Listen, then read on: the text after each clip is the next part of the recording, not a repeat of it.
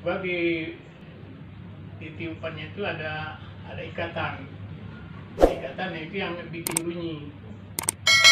Lain dengan suling yang berikutnya. Ya, itu memang betul-betul suling, di mana aja suling lubangnya 6, tiupnya 1. Jadi kenapa dari suling diapakan bunyi adalah suara hati nurani. Jadi dengarkanlah semampu kamu mendengarkan bunyi itu, kita akan meresap di hati. Nah, jadi bunyi akan menentukan dan juga melatih telinga bercakap, bergurau dan sebagainya. Nah, gitu. Kalau selama ini gimana Pak Wo? Peran atau keterlibatan seniman lukis dalam hal ini Pak Wo dalam pembangunan Jambi? Peran seni lukis membangun Jambi itu luar biasa. Dulu ada namanya Papelda, Persatuan Pelukis Daerah Jambi. Nah, itu kepanjangannya. Jadi waktu itu ada dari yang tua-tua kita dulu, ada Pak Adi, ada Pak Aris dari Kerinci, dan juga ada Pak Ali Umar. Jadi orang itu dulu mengatakan merdeka atau mati. Merdeka atau mati itu ditulis di tembok. Kalau sekarangnya mural. Oh, iya. Nah, dulu mural itu dibuat dengan apa? Dengan arang. Karena cat udah ada. Cat ini kan baru adanya di Jambi ini sekitar tahun 60-an. Nah, itu tadi arang tahun berapa itu Pak? Ada dari 45, sebab sisa-sisa pembakaran apa yang artinya arang ditulis. Jadi dia buat ilustrasi merdeka atau mati. Jadi di dalam ada lagi Pak Uyun namanya di pemerintahan waktu itu, ngajak kawan-kawan seniman buat mobil hias, membuat dan sebagainya. Itu tentu berdasarkan cerita-cerita dongeng yang ada di sana. Itu patung Sultan Taha, patung pahlawan yang ada di Sipinuju. Itu kan yang buat desainnya Pak Mardi. Jadi patung itu ditegakkan karena ada pahlawan di Jambi, bukan seperti di Jawa perang. Di Jawa kan macam-macam, ada perang fisik. Di sini karena penduduk waktu itu sedikit, jadi dengan apa adanya yang dia lakukan gitu kan. Jadi tidak seperti di Jakarta atau di Jogja. Perang itu paling melawan politik aja gitu kan. Tidak dasar yang digambarkan itu. Berarti dulu peran seniman itu memang diajak untuk terlibat dalam membangun. Iya. Kalau situasi sekarang gimana? Situasi sekarang inilah yang jadi buah pikiran kita. Seniman baru berbuat, baru dia ini ya, dekatin gitu kan. Tidak didasari dengan adanya musyawarah, dialog, diskusi. Kesadaran untuk ya. Jadi kadang-kadang miris kita mengatakan berjenjang naik bertambah turun. Kalau semuanya itu dipakai aturan adat, ya bagus. Tapi kalau hanya main pandang anak pandang menantu, susah. Ngerti lagi kira pandang anak pandang menantu. Kalau anak kita dokter, dia insinyur, menantu itu yang hebat juga ya. Kalau yang ini biasa-biasa saja ya biasa juga. Hari kapan kita bisa mengajak seniman? Setiap adanya upacara atau memilih pimpinan kita nanti, tentu kita memerlukan suara. Nah, jadi suara yang diberikan seniman bisa menyanyi, bisa melukis, bisa pamer. Ini di gedung DPR kan banyak karya kita lagi dipamerin. Siapa yang di DPR dibuat lukisannya, nah, itu kan enak. Jadi seniman itu ada gunanya gitu kan. Akhirnya sekarang macam tidak berguna. Jadi ibarat petung atau bulu, satu diinjak, satu diangkat. Seingat Pak Wo itu perubahan dari keterlibatan seniman yang kompak dengan pemerintah dalam membangun Jambi, kemudian renggang itu mulai kapan Pak Wo? Renggang itu ya macam saat sekarang itu merenggang. Biasanya kalau sudah mau dilantik atau mau menjabat, itu dipanggil seniman itu ya nyanyi. Oh gitu ya. Sudah tuh ada hadiah penobatan gitu kan. Kalau biasa-biasa saja, jadi baru di tanggal 17 Agustus kami pernah dulu tidak buat mobil hias. Nah, jadi seakan-akan memang tidak ada kerjasama yang baik jadinya kan. Kadang-kadang muncul ide dengan sesuai dengan kemauannya. Macam salah satu dulu ada yang kalau sudah musim nyanyi itu pesta namanya malam pertunjukan antara seniman ulang tahun Jambi ya. Itu sering diadakan. Tapi yang sifatnya programatik itu ada kayak yang dirasakan oleh teman-teman seniman dari pemerintah misalnya, yang sifatnya rutin expo, pameran? Ada sebenarnya, kadang-kadang dipaksakan oleh kawan-kawan yang memberi semangat. Ayo nanti bisa Bapak tuh lihat. Jadi nanti kamu tidak dikenal gitu kan artinya gitu. Jadi kadang-kadang seniman ini yang saya katakan pandang menantu, yang mendekat itu tentu yang rajin gitu kan.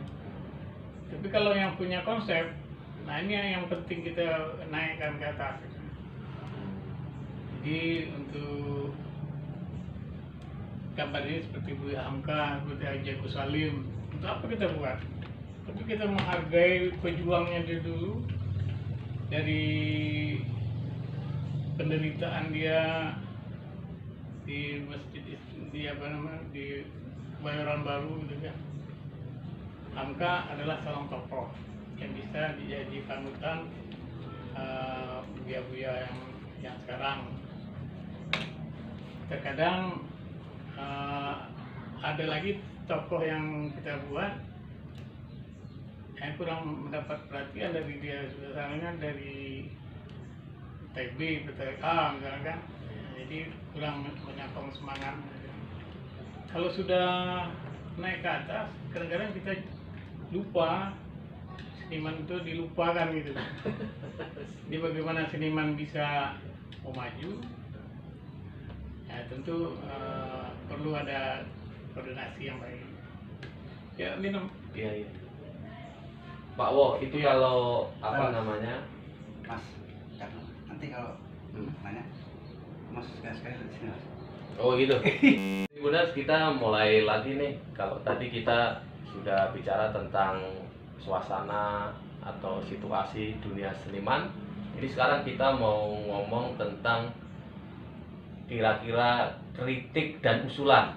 Nah, kritik dan usulan seniman terhadap pemerintah, apa sih yang perlu dilakukan agar Jambi ini lebih dinamis? Bagaimana membuat karya seni itu dijadikan etalase sehingga orang ke Jambi itu sudah kerasa dulu unsur seninya gitu, jadi tidak di belakang gitu. Nah, kira-kira begitu. Oke, Pak Wo, Ya. ini kita pengen ngerti nih apa sebenarnya kegelisahan para seniman, ya? Iya. Apakah sudah dijadikan etalase belum ini dunia seni di Jambi gitu? Kegelisahan daripada seniman hasil karya seperti ini kan udah tahu gitu kan. Mau diapain karya ini? Ditaruhkan harga, orang nggak mau beli. Ya. Cuma tinggal tempat pajang, misalnya di bandara ada galeri seperti ruang tunggu itu misalnya. Iya.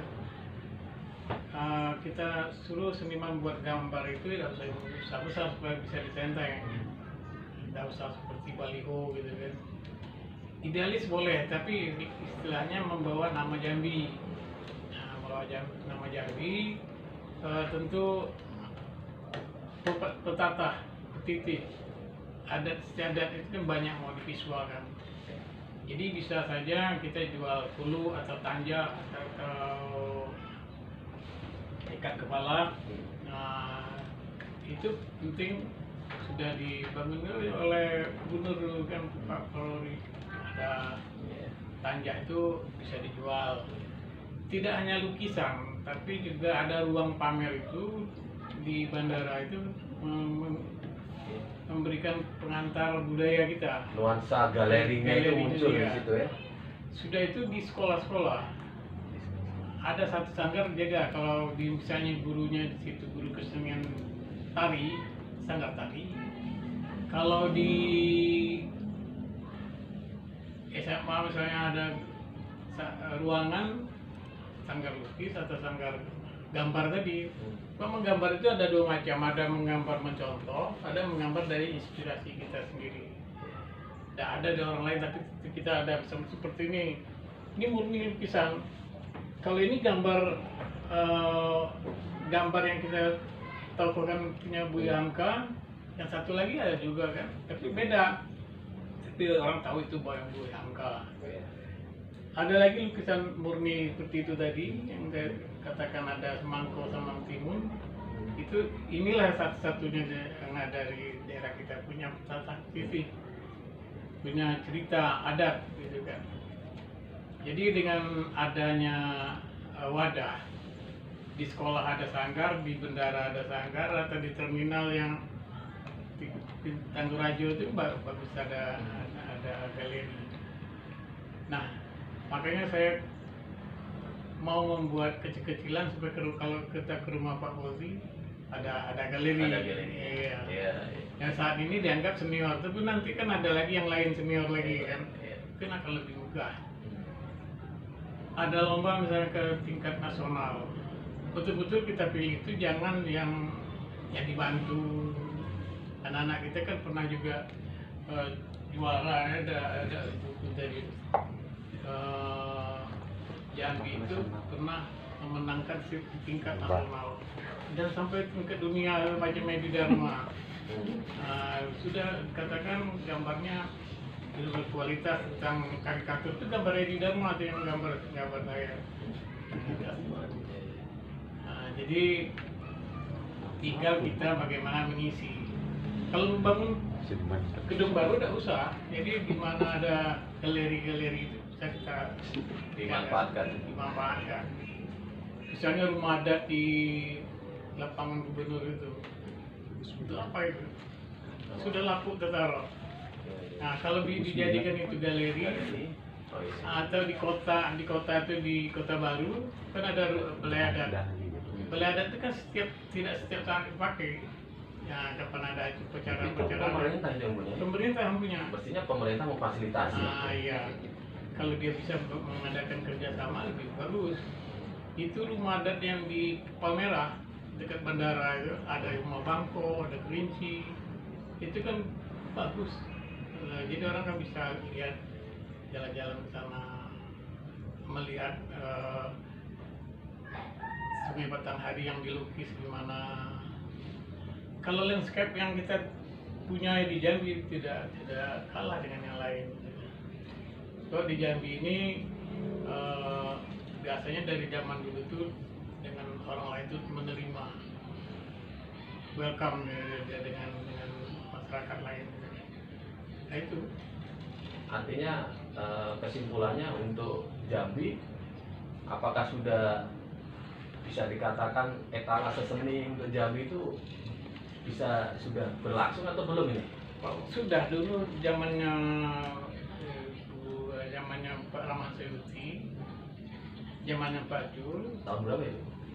Kalau zamannya Pak Rahman Sayuti dari 1980 sampai 90.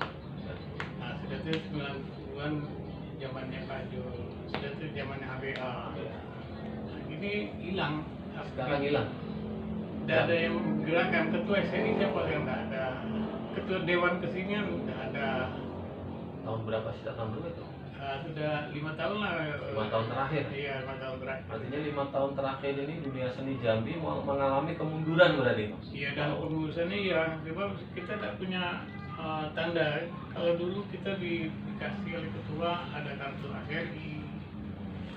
Saya pernah menggunakan kartu Dewan Kesenian itu di Jakarta untuk wajib nonton, itu asal punya identitas kesenimanannya gitu. Oh iya. Nah, jadi kita kan tidak lagi, Pak tolong saya masuk, saya dari senimannya, kita tidak buktikan seniman mana. Nah, jadi dengan adanya kartu itu karena kita menandakan ada seutuhnya kita. Cut dulu. Aku tahu maksudmu. Oke, dunia seniman di Jambi ini terus mengalami perubahan, mulai dari zaman lawas, zaman tahun perjuangan 45 sampai sekarang seperti apa. Tadi dibilang oleh Pak Wo bahwa ada semacam perubahan gitu, pergeseran gitu. Pergeseran di mana pertama para senimannya juga berjalan sendiri-sendiri gitu Pak Wo ya. Kemudian peran pemerintah juga masih belum terasa. Nah ini kita tanyakan lagi ya, Pak Wo, bagaimana peran penting pemerintah dalam mengkonsolidasikan ini? Sejauh ini bagaimana dan usulan Pak Wo bagaimana? Peran pemerintah sebenarnya di dalam aturan baik pun dalam kepegawaiannya, seni ini sangat diutamakan. Sebab apa? Dinas Pendidikan dan Kebudayaan, Dinas Pariwisata dan Kebudayaan. Nah, ini kebudayaan itu kadang-kadang jadi bal pingpong. Dulu di Pendidikan dan Kebudayaan di bawah naungan Dikbud. Sudah pindah lagi budnya ini ke pariwisata dan budaya. Jadi dalam kekacauan menafsirkan Antara pariwisata dan pariwisata budaya. ini siapa yang pengelola sepenuhnya gitu ya. Jadi ini penting digarisbawahi yang jadi pendidikan anak-anak di sekolah itu ada kan mata pelajarannya, kan guru keseniannya ada. Itu berarti kok pemerintah sudah mensupport, sudah mengalokasikan dana gitu kan. Di pariwisata dan kebudayaan. Di kebudayaan pariwisata ini kalau pariwisata cuma kan kerjanya 3, makan, urusan restoran, tidur urusan hotel, sudah tuh jalan urusan turisme. Nah jadi kebudayaan terkadang hanya sekedar ke jalan-jalan. Nah jadi di sini kita harus tegaskan bahwa jadikan untuk pendidikan di sekolah dan jadikan kesenian itu di mana saja harus bergiat gitu. Jadi dengan sendirinya tidak hanya pembukaan pameran atau pembukaan peresmian atau menyambut tamu, bukan itu kesenian. Kesenian itu adalah olah rasa. Seni untuk seni, tidak bisa seni untuk masyarakat. Sebab seni untuk masyarakat itu banyak yang digali. Sebab kalau kita sudah membicarakan tentang nilai, dulu lebak yang bertangkai, sekarang diolah pakai telinga. Dulu adat yang dipakai, sekarang duit yang bunuh. Nah, jadi ini kan miris kita. Jadi jangan kita mentang-mentang bisa dibayar, misalnya jadilah 200 Korean menggambar. Nah, tidak bisa begitu. Jadi siapa yang buat? Ini perlu dikaji lagi. Seperti patung Sutantaha di Kelanai. Sutantaha itu sekarang ngarang ke wajahnya itu. Tidak sama dengan Sutantaha yang ada di Tebo. Oh jadi literaturnya nggak dipakai berarti? Iya, terkadang waktu membuat mendesain itu siapa cucunya yang mirip dia. Oh. Nah, jadi kita melihat cucunya ada meniru gambar-gambar yang lain. Ya. Memang Imam Bonjol dan Diponegoro itu tidak ada fotonya juga. Oh iya. Dicari, tapi orang di Jawa itu punya apa namanya, punya penglihatan yang indera keenam gitu kan. Oh ini kira-kira orangnya begini, orangnya begini. Jadi dengan sendirinya memang harus dilakukan matang-matang. Singa kumpe siapa sekarang tidak ada yang bisa ini kan, tengok patungnya di mesin tujuan. Raden Matahari itu gimana modelnya? Nah, kalau ditengok situ seperti anak-anak zaman sekarang kan, pakai celananya sempit, dia tidak mengkaji baju apa yang dia pakai setiap hari gitu kan. Kalau kita kan tahu bahwa baju kemeja atau baju koko itu kan beda. Kalau baju kemeja yang pakai kerak itu asal muasalnya dari Amerika. Baju kaos yang kita pakai asalnya dari Cina. Baju koko ya dari Cina juga. Nah baju kita yang mana? Sorjan kita tak pakai lagi. Baju kudu Cina udah dipakai lagi gitu kan. Kita memakai produk-produk yang dijual. Tapi tidak ada masalah lah kalau macam kita yang muda-muda kalau sudah jadi kakek pakai baju kaos. Nah itu tuh dari mana? Nah, baju kemeja itu tentu ada maknanya, kancingnya ada 5 misalnya kan, nah, tidak ada maknanya. Jadi kita harus tahu dengan budaya kita. Itu katanya Sultan juga dulu bajunya seperti orang Turki, memang orang Turki. Tapi apakah Sultan model gitu ya? Ini yang ada yang ngerti. Oke, untuk usul konkretnya Pak, usul konkret mau apa supaya pemerintah juga bisa mendengar suara batiniah dari seniman. Jadi konkretnya gini, artinya kita harus menjalankan kita di Jambi ada adat istiadat gitu ya, ada yang perlu dilestarikan. Jadi tahu dengan ucapan aja lah rumah. Kita belanja dari rumah dulu. Rumah itu yang induk itu 12, tiangnya 12. Jadi itu undang 12. Setiap tiang itu sisinya 8, tidak segi 4. Nah, itu undang 8. Jadi ada langkah rezeki pertemuan maut ya, kalau 4 langkah. Jadi kalau ditambah 16 lagi, itu 4 itu kan 20 kan. Sifat 20, sifat 12 yang rumah tadi tiangnya 12. Tiap tiang itu 8. Jadi dengan sendirinya kita menghadap rumah itu ke matahari hidup ya. Tapi kalau perumahan sekarang nggak bisa kan, kita dapat giliran membelakang matahari itu kan ini nggak bisa. Nah, yang lain ditetapkan sampai orang tukang tuh nyambung kayu kalau di atas pintu tuh ini itu tidak bagus. Itu ada selisih dan kita antara dengan musuh kita yang terdekat. Kalau kita keluarga itulah supaya tidak ini geserkan sedikit, itu menandakan pakaian adat juga. Sudah itu ke baju. Nah, kita boleh keluar rumah. Tadi di rumah itu pakai rumah adat, rumah Jambi itu ada apa namanya, ada joglonya macam Jawa kan, ada joglonya. Sudah itu ukiran di depan itu ada pucuk rebung. Pucuk rebung itu siapa yang tumbuh itu yang bagus. Nah, jadi itu maknanya. Dan dicat oleh kuning. Itu baru kita turun rumah, turun tangga ada jenjang. Nah, itu berjenjang naik ke tangga turun ada aturan. Ada apa namanya, pelangkahan.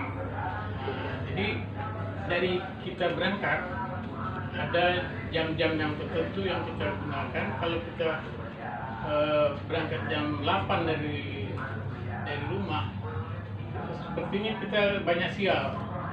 Kalau jam 10 bagus. Nah, kalau 8 ini langkah rezeki ketemuan maut, langkah rezeki ketemuan maut. Mati langkah kita kalau 8.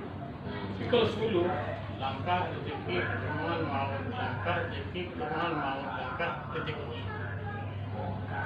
Bila kita ke rumah kawan jam 10 kurang-kurang bertamu 1 jam, dia sudah menurunkan nasinya. Tapi kalau jam 8 orang sudah minum, apalagi makan nasi lama lagi kan. Artinya untuk membangun Jambi itu mengedepankan adat istiadat. Adat istiadat. Jadi adat itu tidak laku di hujan katanya kan, tidak lekang di panas. Nah, itu yang dia maksud.